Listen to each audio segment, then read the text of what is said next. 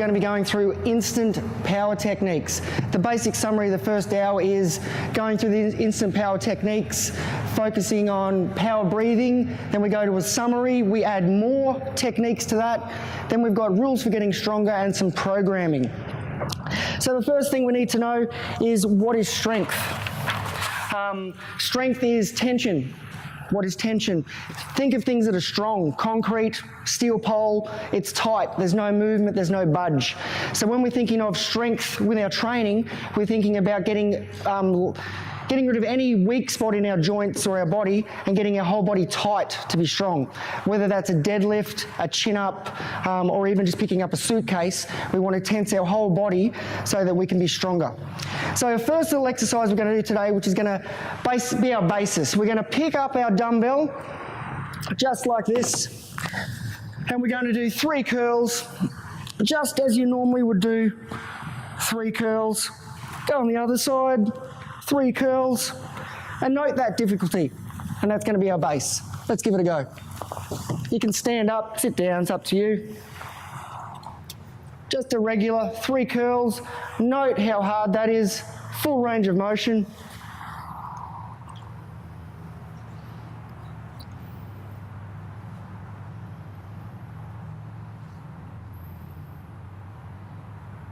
Good, take a seat.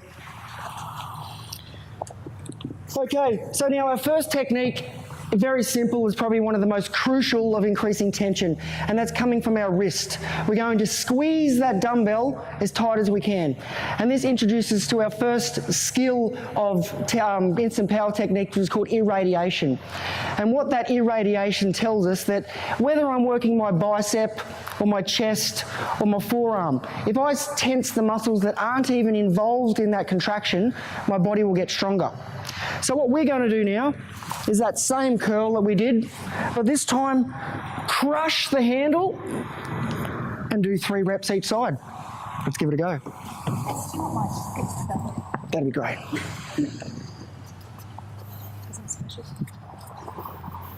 Crushing that handle.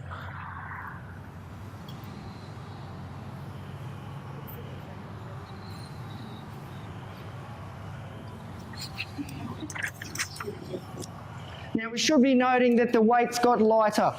Let's take a seat again. So our goal today is to add on a series of techniques, one after the other, of learning to tense extra muscles to exemplify our strength. So our second little is the power of a fist. So we're going to all stand up for a second, and we're going to just tense our fist. Now I want you to tense that fist even tighter. I want you to make a white-knuckled fist. Squeeze tighter. If you're starting to squeeze, you'll notice that the strength is irradiating into your bicep, into here. Tense even tighter. Relax. Let's do it with the other side. Squeeze that fist. Squeeze. And now let's squeeze the other fist at the same time. Tight, super tight, and relax. So the power of a fist. Relax, sit down. So we've started by basically just adding on, crushing the bell is adding us more strength. This can transfer to holding a barbell, holding a chin-up bar, and it can even transfer when we're not using weights for one-leg squats and things like that, which we'll show you later. Okay, next, enter our hyperirradiation. So hyperirradiation is starting to consciously add muscles that aren't even involved in the contraction at all. Our first one that we're going to start with is flexing the wrist. So even though we're doing our bicep curl, we're going to squeeze, flex the wrist, and curl 3 times. Note how hard it is. Let's go. Make sure we do each segment. Squeeze first, flex the wrist and hold it, and continue with your 3 curls, keeping that wrist flexed.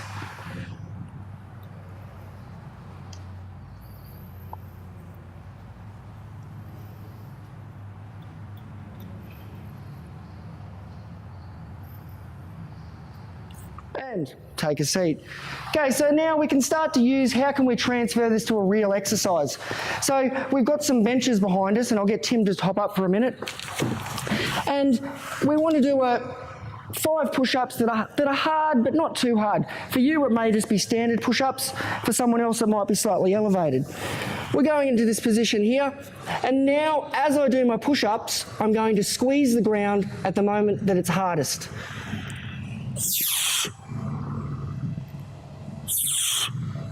And I should notice instantly when my push-ups become easier. Let's all give it a go. We're going to squeeze the ground with our fingertips, make them white at that moment that it's hard. Let's go. Shift your dumbbells nice and close to the bench. It doesn't have to be elevated if they're too hard for you, it doesn't matter. But at the hard point, squeeze those fingertips in. We only need about 3, and then we can take a seat.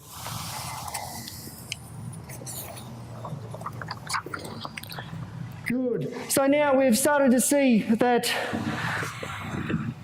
even though the muscles that were involved with the chest, by contracting the fingertips, we all started to see there was a little bit of a jolt to help us come up with our push-ups. So now squeezing can help during our bench press. At that hardest point of the bench, squeezing that bar really tight. At the top of your pull-up, before you're even moving, squeezing that bar, which is starting to irradiate that tension into the rest of the body. So now we want to start to find what I call the palm sweet spot. Tim, can I have you for a second? Now I'm just going to get Tim to push on my fingertips for a second, and if I push and I start to see that I don't have a lot of power, but if I find that I get Tim to push on my palm sweet spot, which is right here, I get a lot of power and I can push through. Now when we're doing our push-ups, when we're doing any of these drills now on the ground, we want to push on that sweet spot. So we're going to go back down to our push-ups again. I'll just demonstrate on the ground.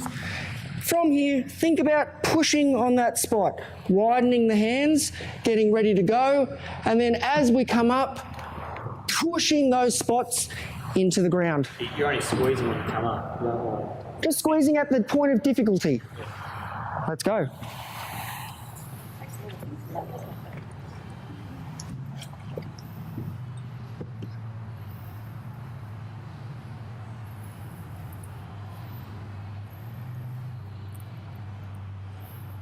Good, and then when you stand up, get a partner, and let's do that same little sweet spot test. So initially start pushing them on the fingertips.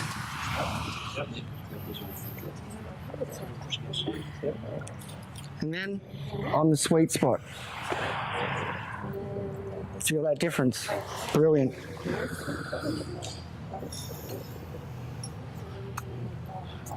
Good, so we want to start finding these points and starting to think, okay, I can feel that now. Not actually just understanding what I'm saying, but feeling it within your body. Okay, so we've just done our 5 more push-ups, adding those techniques of irradiation. Now, we can also use that technique of squeezing the ground with our feet. Our feet have little receptors just like the fingertips, so that if we use the ground by squeezing, at the moment we were doing our squat, body weight squat, one-legged squat, anything to do with a pistol, we're going to get extra strength. Now, you're probably wondering why people need lifting shoes. Well, the purpose of the lifting shoes is to get the foot as flat as possible and to create the natural foot touching the ground. As soon as we start with our joggers, you notice that you've got a little bit of cushion there, which is stopping that connection. So when we've got our barbell squat, it's starting to push down, it's starting to cushion the sole, and we're losing connection to the ground. So if you've got joggers on now, I'm going to ask you just to flick them off for a second. And we're going to go into our squat position, and we're going to go all the way down to the bottom, feel the toes gripping the floor, and as we go to go up, squeeze the floor. Relax down, squeeze the floor coming up. Do about 3. We're just getting the feeling of how it's helping us pushing up.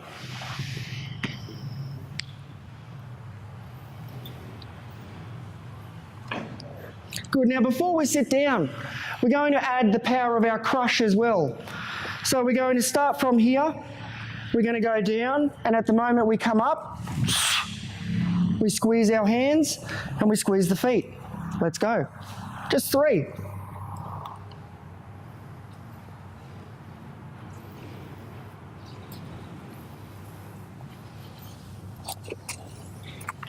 Excellent. Take a seat. So now we need to be aware of lifting gloves. We need to be aware of soft shoes. Basic shoes to wear if you don't want to spend a lot of money, Volleys, Converse, something with just a really good flat sole, not a lot of absorption. You probably noticed that if you see a lot of the old school photos of strongmen, they train in bare feet. That's the ultimate of actually feeling the ground with all of those sensors in the foot. Okay, so now we've started to get assistance in our exercise from our wrist, our squeezing. Now we want to incorporate our lats and our pecs. So for this, we're going to use a stick. And we start with our stick by having our arms nice and straight, squeezing. We're always adding on these techniques, so don't leave any of them out. I squeeze on the stick, and now I'm going to imagine that I'm shortening an aerial. And all of a sudden you feel, my pecs are now contracted. Relax. Do it 3 times. Let's give it a go.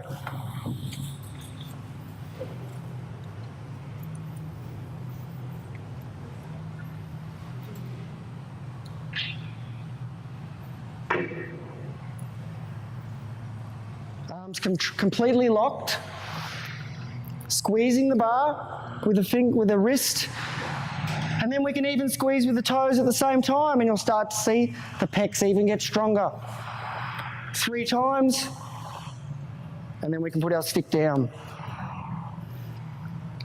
Good, but we're still going to remain standing for a sec, but just put the stick down. So now we want to work on contracting the lats. So from here, we're going to think about touching the floor, pushing the shoulders down, and then back. So let's all do that together. Pushing the fingertips down, neck up, and then back. And we should feel the shoulders are in the socket, and you should feel a contraction in the lats. Our next one is we're coming to this position here. And I want you to think about that you're holding a wallet or something under your armpits, squashing them. Squash them tight and relax. Now we're going to incorporate the downwardness and this together. So we go squashing the wallet and pushing down and relax. Let's do that 3 more times.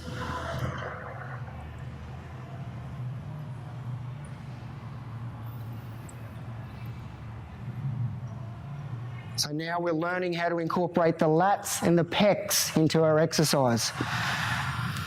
Okay, our next one, we grab our stick again. We hold our arms straight.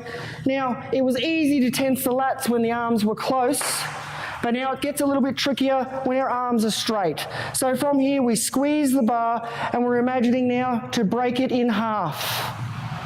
Arms locked, and we should feel now that we start to get a contraction in the lats. Relax, squeeze, bend down, and relax. Brilliant. Putting our sticks down. So now we're back to our arm curl again. So we can get our arm curl now, and we're not just going to use our wrist and our squeeze, but we're going to use our chest as well. So I start to hold something under my armpit, pulling it down, squeezing, flexing, and I do my 3 reps. And I find that I'm a lot more stable. Let's give it a go. 3 each side. Holding something tight under that armpit.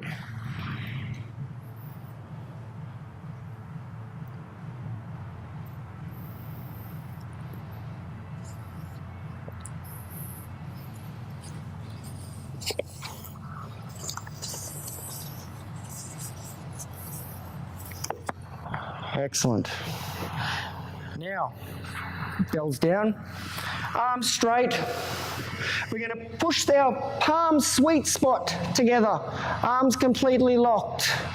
As we keep pressing them in, we're going to slowly bring in, contracting our pecs. Now we want to pull down the lats. Now let's keep it down and straighten up. And then we want to keep the shoulders down while we're still pressing in. It takes skill to activate all these at the same time. So this is the pec crush. And relax. Okay, so now we're going to think about adding our armpit curl and crushing our pec in here at the same time. Squeeze, flex, armpit, chest.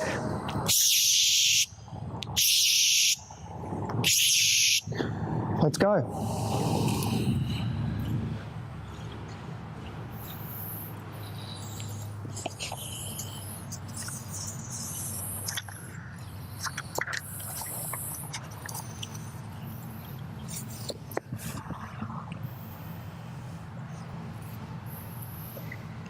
Now, if we've done that right, we should start finding the abs are starting to contract. Starting to find that. Excellent. Now, the abs, we can all take a seat and listen for a little bit, take your notes if you need to. The abs, you probably hear about core strength. Oh, he's got great core strength, and because he's got great core strength, he can do some great things. How does that translate to strength? Well, you could think about the abdomen, or the core is like your amplifier. The speakers are the muscles. Sorry, you can think about the brain as the amplifier, what could you say? It's a receiver that's sending it to the amplifier, to the speakers. Our stomach, the more we can tighten our core, the more we can display our muscles. Think about somebody punching you in the stomach and you're winded. How much strength do you have? Nothing. So now we're going to focus on tensing the abs. So we're just going to stand up, and we're going to also find that while we tense the abs, the glutes and the abs start to work together. So we're going to flex the bottom with a crude analogy of thinking about holding something in your cheeks. So you squeeze them and shorten the abs. Relax. Tense the bottom, shorten the abs. Let's go 3 to 5 times. Start to get that feeling. Now, just keep listening. The abs don't contract in a circle. They actually contract in a straight line. So we don't want to be going like this because we lose tension. Just think about almost tensing those everything and going down and squeezing. Relax. Tense your bottom really tight.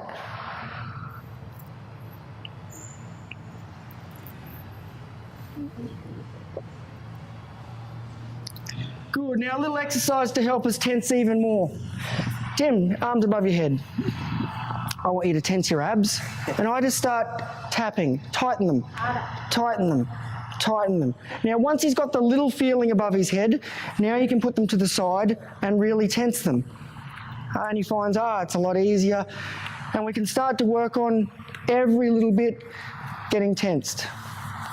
Let's practice that just briefly with a partner. Find out where their little soft spot is.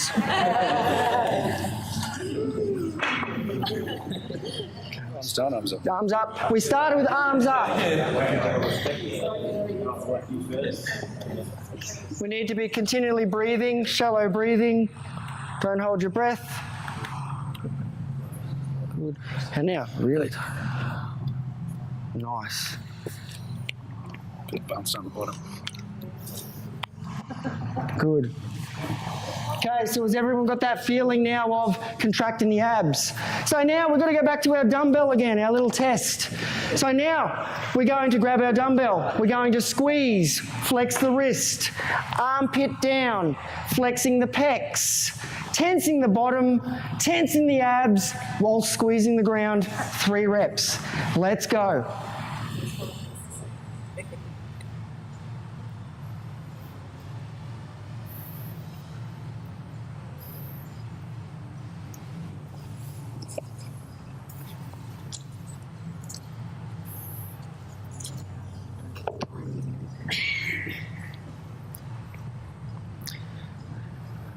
Good, and I'll get you to take a seat at the end.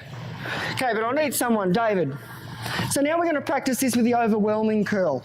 The overwhelming curl is literally, I'm going to be holding into this bicep position here, and Dave's going to be trying to pull me.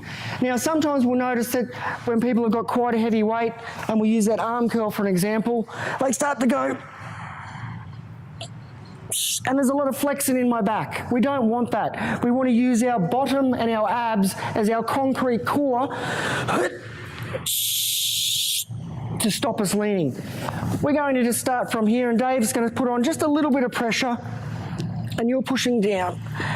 And if I start to feel I'm leaning forward, I need to tense the bottom more. relax. And all we're focusing on is not leaning forward. Don't worry about the arm curling or anything, but just not letting yourself pull forward. Quick test with a partner.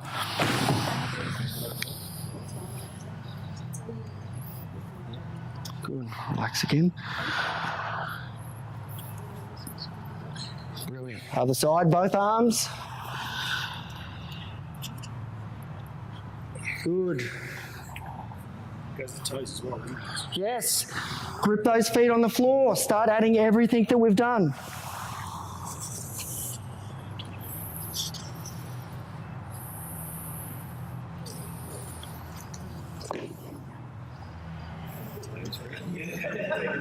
Okay. While we're just finishing off, I'll start to explain our next drill. So we've started to incorporate the glutes and the abs now. The next thing is we need to start incorporating the legs. We've incorporated the feet with our grip. Now we want to think about screwing the legs into the floor. So we're going to stand with our legs completely straight, and we're going to tense our bottom, grip the floor, and think about turning your feet out, but they're not actually moving. And you start to find that the back of the legs is like a rock. Relax for a second. Then we're going to do the opposite, tense the bottom and screw the feet in. But there's no movement. You should feel the inside of your legs really tense. Relax. The hard bit is getting the inside and outside twist at the same time. So we sort of tense, slightly bend our knees, twisting out, holding out, and then imagine pulling the knees in slightly, and all of a sudden everything is gripped. Relax. We're going to do the same thing with our arm curl again. 3 reps, super strong. Now I want full range of motion now. We're starting to get good stability.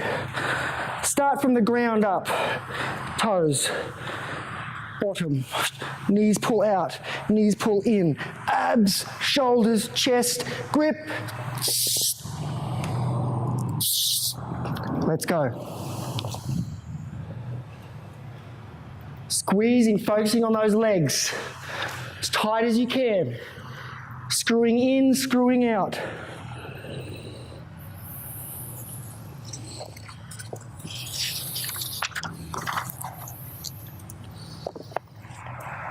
Good. And we can put that dumbbell down for a second when we're finished. Now, we're basically going to do this little drill now of connecting ourselves to the floor. The drill that we just did actually comes from the Tai Chi Qigong guys. When you've obviously seen those guys that seem to be standing here and guys push them and they can't get pushed. We're not going to that extreme, but my goal is to tense my legs, and Dave starts to just give me a little bit of a push. And the whole body should move rather than the top half moving. Let's give it a go.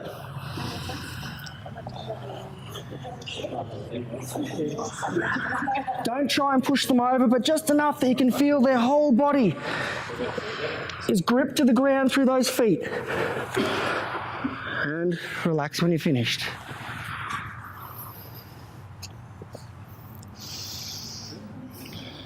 Good, and I'll get everyone to take a seat when we're finished. You can't laugh while you're dancing. So even just fucking, you can feel his tightness. That's good.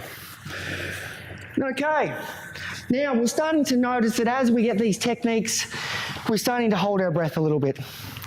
Holding the breath is good and it will give you strength, but it's not good because over time it can increase hypertension, high blood pressure and things like that. So we're going to work on what's called some power breathing. So we've just done our first basic amounts of instant power techniques. These are just the start that we're going to add on even more.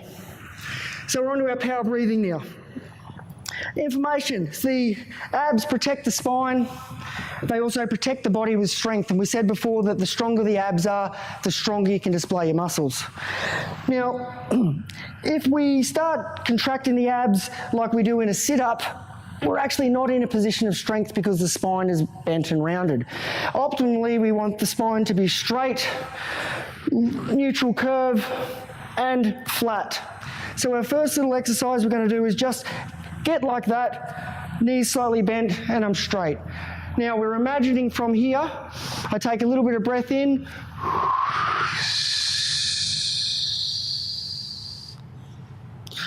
and I breathe all my air out. Let's give it a go. So most important is to get into the position first.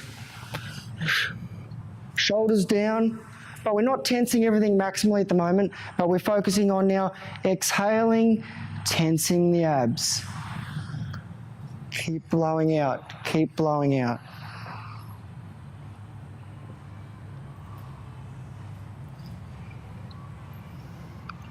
Good. Now just for a second, I want you to breathe all your air out really quick. And tense up. Relax. See how when there's no air in there, it's very hard to gain strength. So we're calling about that intra-abdominal pressure. The more we can have this balloon inside of our stomach, and the more we can tense around that balloon, the more the body says, I've got strength. I'm strong. As soon as that pressure's gone, as in punch in the stomach, we've got nothing at all. The brain says, I'm weak, I'm going to curl up in a ball. So now we want to incorporate that breath to our advantage now. So we're going to, 75% seems about best. We inhale about 75%. And I start to exhale it under pressure, like behind my tooth. If I let it out too quick, I've got nothing left. We always want the exercise with just a little bit in there. I'll demonstrate a full inhalation.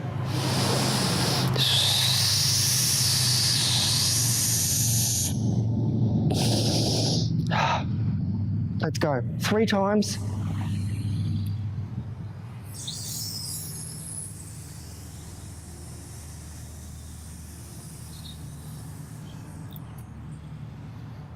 Good. Don't get lightheaded. Take a little break if you need to.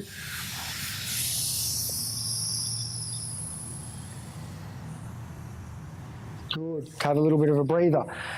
Okay, so we should have started to notice that the abs are starting to get quite tense, starting to get really good in there. Now, what our goal is with this power breathing, when we're relating it to other exercises, is to not let all the air out, but to be continually releasing air so we're not holding our breath, but holding it enough that we're creating that pressure in there. Back to our dumbbell curl. With the breathing out, we need to match it with the force. So sometimes if we're doing a really slow exercise, for example, our dumbbell curl,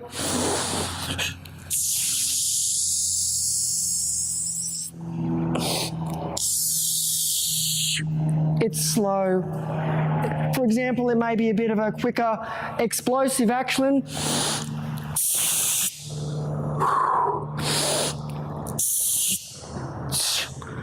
So, our goal now is to go back to our dumbbell curl and do 2 varieties. The first one is slow, keeping pressure all the way up to the top, relax, pressure all the way back down, breathing, and then we do another couple of reps of everything is involved though, gripping, shoulder, chest, bottom, squeezing the ground.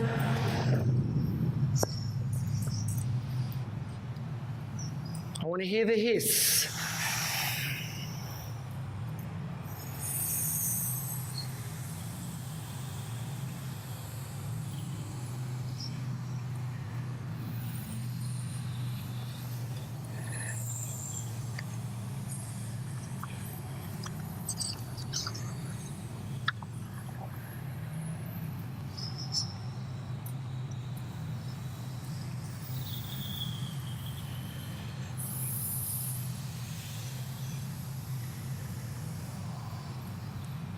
Good. We'll notice that another advantage of doing all these high tension techniques is a lot of muscular tension, which starts to build tightness. You can start feeling yourself getting tight, which is good for muscle development as well.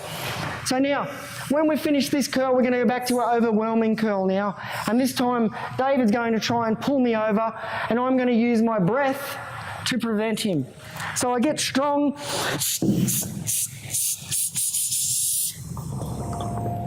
That's our goal. And we want to make sure that we don't lose our breath. Yeah, you know, you've got to tighten everything first. Everything. Good. And you notice instantly more strength. Let's pair up. Let's do that same thing again. Okay, Okay, so get a bit more into this angle here. One leg forward. Yep. Again. Brilliant.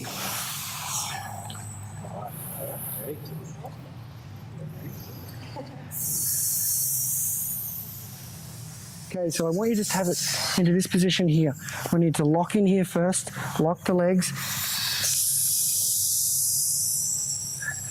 Good. And relax, let's take a seat. So, we've got to our summary of what we have learnt so far. We've learnt to squeeze the weight tight in upper body exercises. In curls, flex your wrist. Keep your armpits tight and keep your shoulder close to your body. We want to brace the abs, and when we try bracing the abs, we also want to brace the glutes because they work together. One little extra thing that we need to mention now is contracting the sphincter. So whilst we're tightening our bottom and our abs, we're preventing ourselves from going to the toilet imaginary. We're drawing a line from our belly button to our sphincter and holding everything in. This becomes very important when we're lifting heavy weights such as massive deadlifts, overhead weights, overhead squats. If we start losing any pressure downstairs there, accidents can happen, and it has happened. The next one was we need to tighten our thighs, squeezing them tight. We can grip the toes with the ground. We can also grip the fingers with the ground. And then we can add our power breathing with either a hiss or that grunt at the end there, depending on what we're doing. So now, let's go back and stand up, and we're going to do that curl the way we used to do it. Just stand there, 3 curls. Just do 3 of them, no tension techniques at all.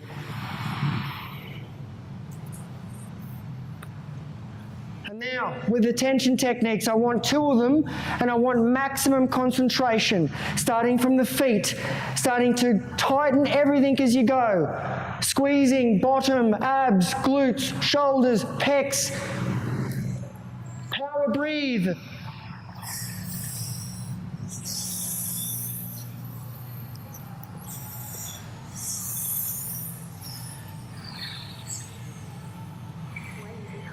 Good. Take a seat.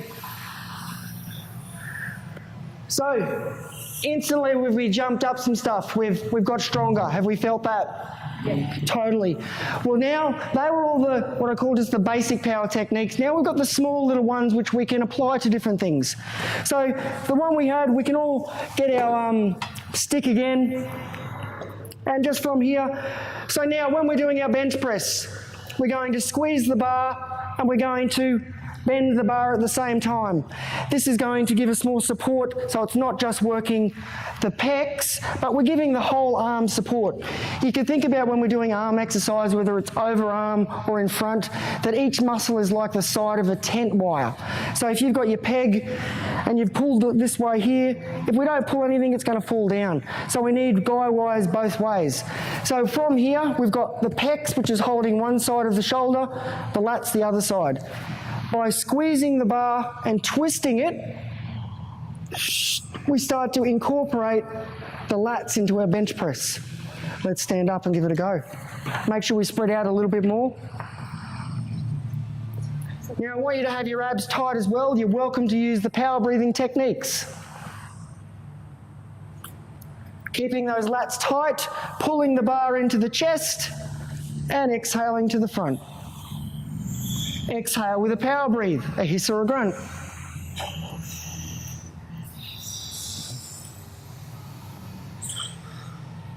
Good, let's relax for a second. Okay, so now we can use the technique but the opposite way for our chin-ups.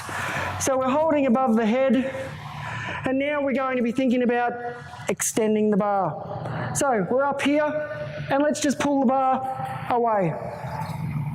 And instantly you can start to feel. Let's squeeze, and then we're going to think about twisting the bar this way rather than this way. So downwards. As it's here, think about pulling it down and up. And we should feel like we're incorporating more muscles. Slower, Jules. Get everything in tight. That's it.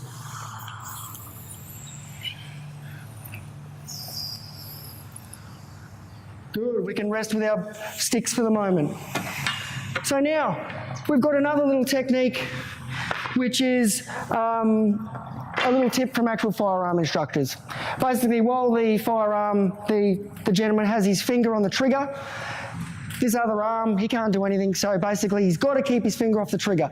If he has his finger on the trigger and he tends to reach for something here, without even knowing the way the brain's wired, he may shoot that. It helps us in strength training though. We're going to do our little overhead press from here, and as we get to our sticking point, whilst we're doing all of our other techniques, we squeeze the fist on here. So I start to go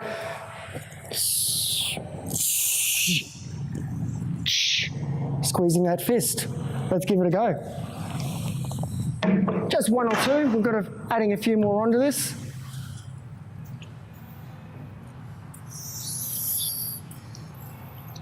So just flex it when it's super hard and keep it flexed until it's above. They keep their tension on the way down. Yes. Now, next little thing that we can add is not only are we going to be pushing down, are we going to be squeezing here, but we're going to be pushing this down lat as we're going up. We're imagining that we're doing this, but I'm not actually letting my core move. Let's go. Just one aside.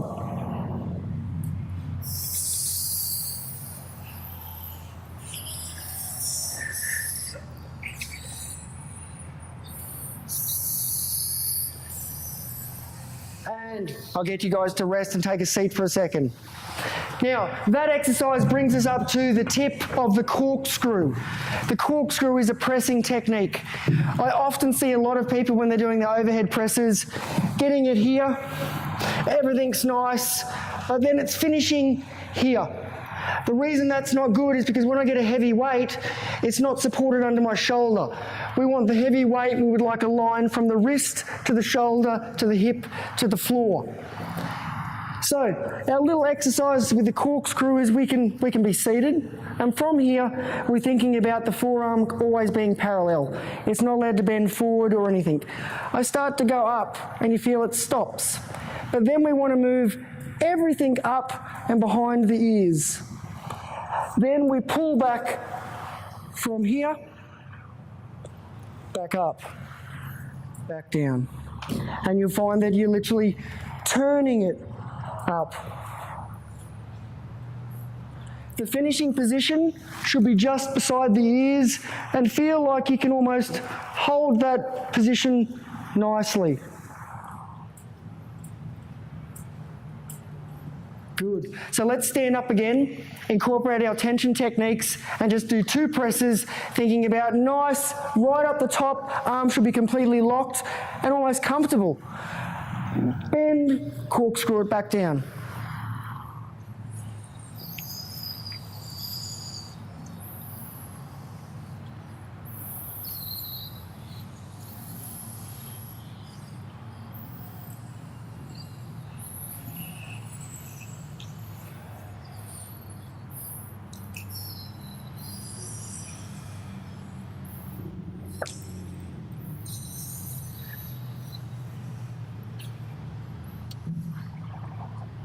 Good. Take a seat.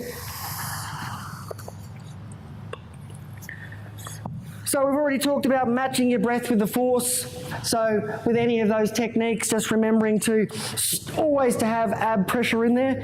Okay, so now we're going on to bracing. We can actually increase our strength about 20%, the scientists reckon, by a pre-brace before any exertion. So what that means is instead of just generally zipping up, we want to pre-brace everything. So the arms here, I'm pre-braced, and then I'm ready to go. This works specifically well with your pull-ups. your bench press, your one-arm stuff, working the one-arm legs, to building up that tension. So we'll just get you to stand up again.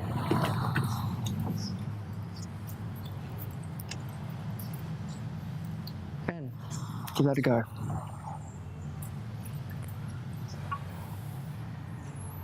Tensing up. Staying tight.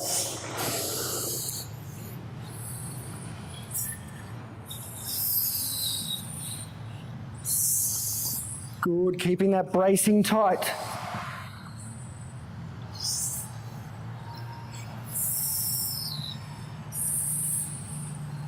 Good, get everyone to rest again. Now we're on to an extreme form of bracing. I call it tough love. So we're going to be going to make sure that every muscle is tightened. David, do you mind being my assistant? I'm going to get David to go into a plank just on his forearms. But I want him to start to tense everything already that we've already shown. And I start to just tap and make sure that everything is tight. Squeezing in between the legs. The lats are tight. Everything's tight. And he's holding, shallow breathing, and he can relax. Go back up again, tight. And I can just make sure that everything, I can even say, is there anywhere you're having trouble tensing? Maybe legs, nope. And he relaxes. And let's give that a go. Good. Just relax. Okay, so I'll just get you to step out of the way there. Good, we're starting to feel now that we're starting to get our nervous system connected to our muscles and thinking my strength's increasing. I'm incorporating more muscles now. I'm getting stronger.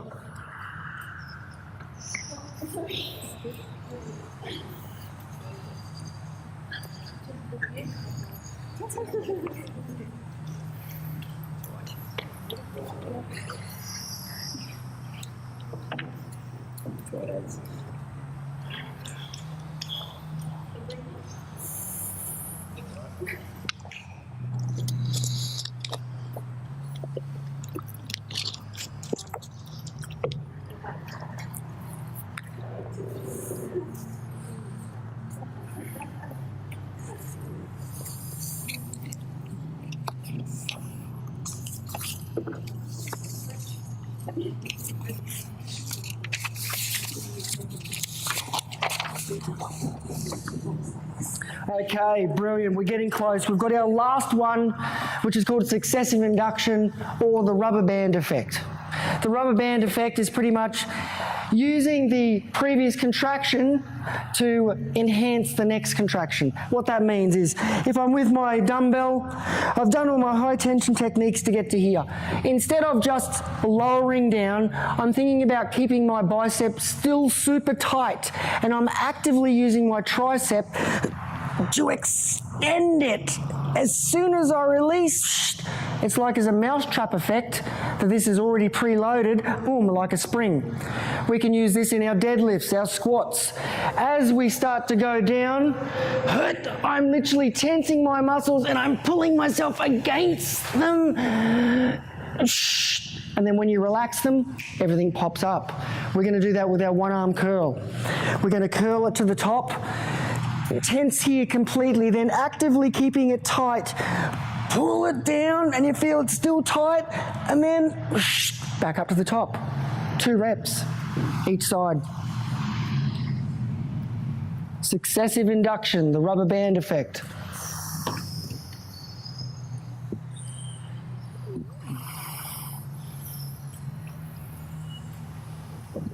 We can't relax at the bottom. You must keep the tension right to the end and up.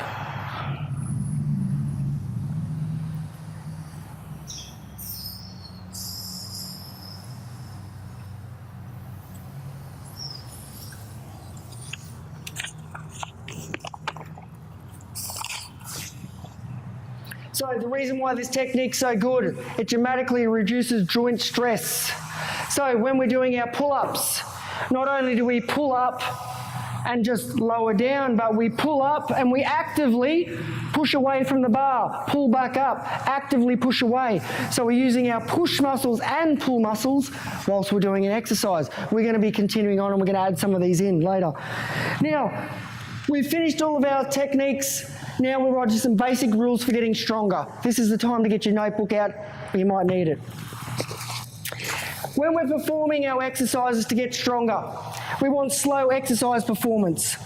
We want to lift the weight, feeling the tension, moving the weight quick enough that the muscles are moving the weight and the momentum's not taking the weight. So if we just go, we're only getting amount of tension on that last bit, popping it up. We want to be feeling the whole range of the muscle from slow to finished in a slow controlled rep. We want to maximize the tension regardless of the weight. So even if you're using a weight that you know you can do 20 of and that's light, you tighten up anyway and you add your high tension techniques. So at a later date, when you want to add something strong, your body's used to turning them on. We want to employ heavy weights most of the time. What that means is we want 85 to 95% of your 1 repetition max is optimum to get stronger. But we never want to go below 70%. So for example, if your bench press is 100 kilos, and if you're doing a 70 kilo bench press, you're not really into the strength zone. The weight is too light to get strong. We'd like to be lifting 85 kilos or 85% of that weight for good repetitions. And we're going to be going on to that next of what the desired repetitions and sets are going to be. Okay, we want to minimize fatigue. So this is another very important thing when it comes to strength training. When it comes to endurance, the reason why endurance works is because we burn our muscles out, our bodies start making more mitochondria, produces more oxygen, and we get fitter. For strength training, it works on a totally entire energy system. So what we want to do is we want to do our training and then we want to have rest. And we also want to make sure that we also always have 2 to 3 reps left in the tank. So if we're aiming for 5 reps in our workout and we get to our last set and we do 3 and we could probably strain out the last 2, we forget about them. We always do quality reps and we leave stuff in the tank. We never go to failure.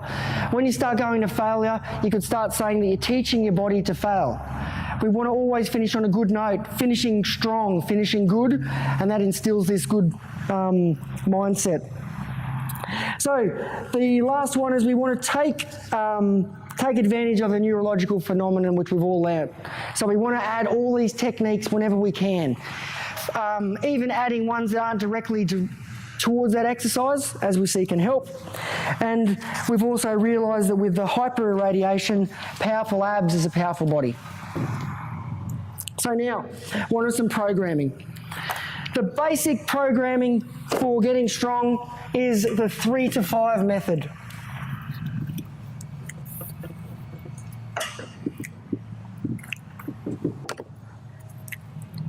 The 3 to 5 method is aptly named. We've got 3 to 5 reps, 3 to 5 sets, 3 to 5 days a week, and 3 to 5 minutes rest per set. And then lastly, 3 to 5 exercises. 3 to 5, easy. The reason we're only working this 3 to 5 range is because of how strength develops. When we start getting into weights that we can do 7, 8, 9 repetitions, the weight's not heavy enough to tax the high threshold motor units in your body to get stronger. It's just working on the endurance stuff.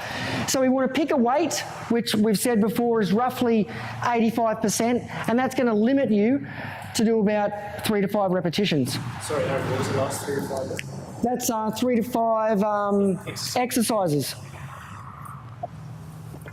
So, the 3 to 5 method works on low volume, which means low overall repetitions. We're not looking for 100 reps, 60 reps. We're looking for maximum things between 25 to 40 maximum total repetitions, total workout. So a number of reps can actually equal the number of the minutes rest. we do 1 rep, a minute rest. I say, why are we having so long rest? Because strength in our body, the strength fibers only last for 3 to 5 seconds. Boom, it's a fast sprint, bang, 15 seconds max and it's gone. It takes 3 to 5 minutes for that ATP cycle to build up in your muscles again, so you're strong again.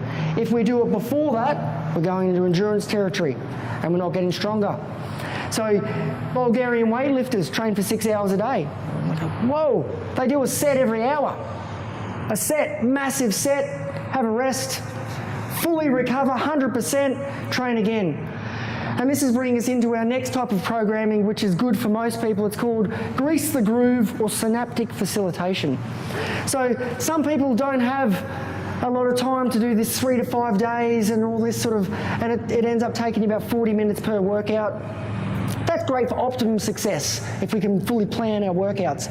But the synaptic facilitation is basically works on do as much as possible, as often as possible, and remain as fresh as possible. So that means if you're working on your push-ups and you're having trouble, but you can do 3 or 4 push-ups.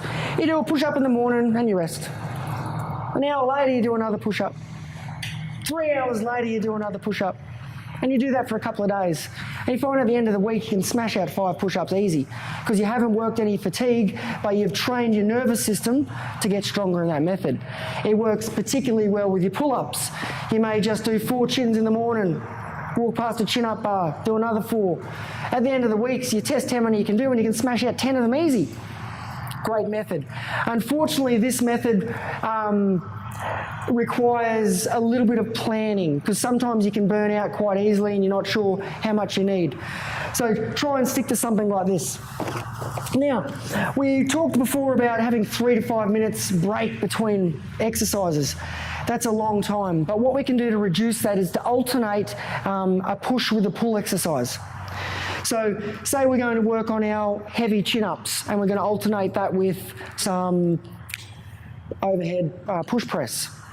Instead of by doing my 5 sets and I wait 5 minutes between every set, I do my set of push press, I wait 2 minutes, I do my set of pull-ups, I wait 2 minutes. By the time I've come back to my push-ups, my overhead presses, I've had 2 to 3 minutes rest. And the opposite movement has helped them relax and is to help you get stronger.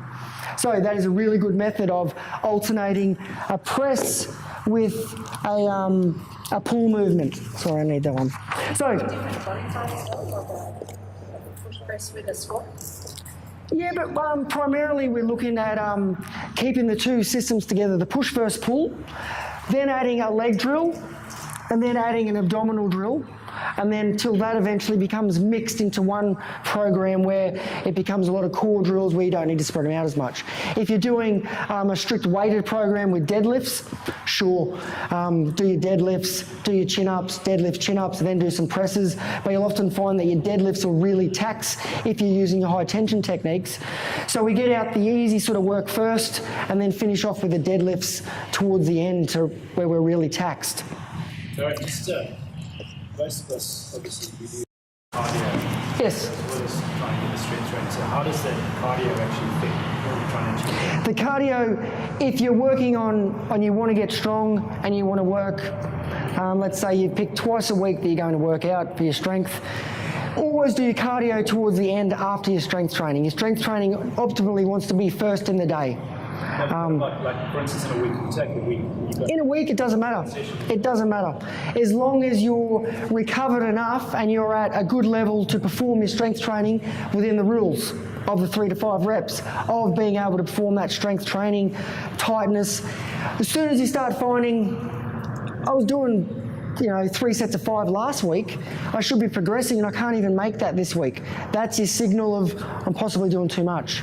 I need more rest. I need more days of training or rest. Okay. So that brings us to the end of our first section of our first class of just all the tension techniques. You guys, I have a little thing here with the type of exercises. So I'll get you guys to just pass that around and I'll explain what that means. So if you go to the second page for me. On here we've got a table. This table is called Preplin's table.